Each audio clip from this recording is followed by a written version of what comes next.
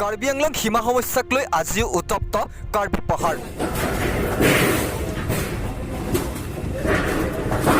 কিছুদিন পূৰ্বে এনেদৰেই জিৰিকিংডেঙৰ সীমান্তত এক বিঅপি স্থাপন কৰিব বিচাৰিছিল অসম আৰক্ষীৰ এটা দলে। কিন্তু সেই মুহূৰ্ততে মেঘালয় প্ৰশাসনে উঠি যাবলৈ বাধ্য কৰাইছিল বিঅপিৰ দলটিক।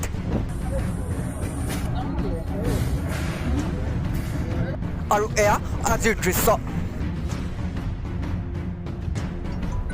সীমা সমস্যাৰ তদন্ত কৰিবলৈ স্পট ভিজিট কৰিলে টিম কাৰ্বি আংলং তথা বোকাজানৰ বিধায়ক ডাক্তৰ নোমল মমিনে।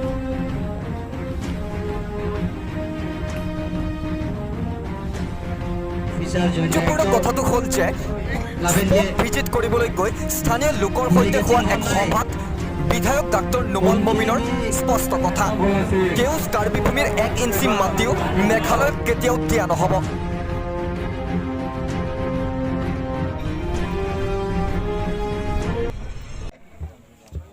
মেঘালয়ৰ যেটো খাসিয়া ইষ্ট খাসি হিলছ অটোনমাস কাউন্সিলৰ CM, আমাৰ কাৰ্বি আংলং অটোনমাস কাউন্সিলৰ CM, মেঘালয়ৰ চিফ মিনিষ্টাৰ আৰু অসমৰ চিফ মিনিষ্টাৰ, মই ইয়াৰ যোৱাৰ পিছতেই কথা পাতি পেলাই আমি এটা বৈঠক কৰিম আৰু মিলামিলিৰে আলোচনাৰে যেটো বৰ্ডাৰ ডিসপিউট আছে আমি এটো সলভ কৰিম। কোনো ডাঙৰ কথা নহয় বৰ্ডাৰ ডিসপিউট আছে। আৰু এটাই কথা আমি কৈ দিব খুজিছোঁ আজি এই মঞ্চত যে কাৰ্বি আংলঙৰ মই বোকাজানৰ বিধায়ক হিচাপে কাৰ্বি আংলঙৰ 1 ইঞ্চি মাটিও আমি বেলেগ ৰাজ্যত যাবলৈ নিদিম। ঠিক একেদৰেই কাৰ্বি আংলং স্বায়ত্তশাসিত পৰিষদৰ মুখ্য কাৰ্যবাহী সদস্য তুলিৰাম ৰংহাঙৰো ঘোষণা, পৰিস্থিতি যিমানেই ভয়াৱহ নহওক কিয় 1 ইঞ্চি মাটিও গতাই দিয়া নহ'ব মেঘালয়ক।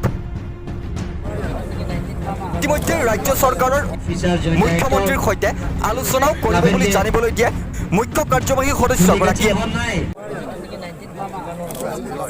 কেন্দ্ৰ চৰকাৰে নটিফাইড বাউণ্ডাৰী দিয়া হৈছে, নেকি ব্ৰিজ বনাইছে, এই ব্ৰিজলৈকে আমাৰ কাৰ্বি আংলঙৰ মাটি আছে, সেইটো নটিফাইড বাউণ্ডাৰী আছে আৰু লগতে নেচাৰেল বাউণ্ডাৰী আছে।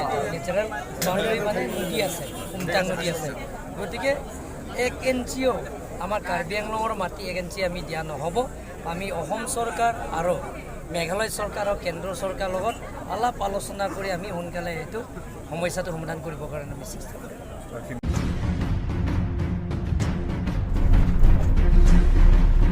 খেৰণীৰ পৰা কৃষ্ণ বৰ্মাৰ ৰিপৰ্ট, মিৰৰ অফ চাউথ।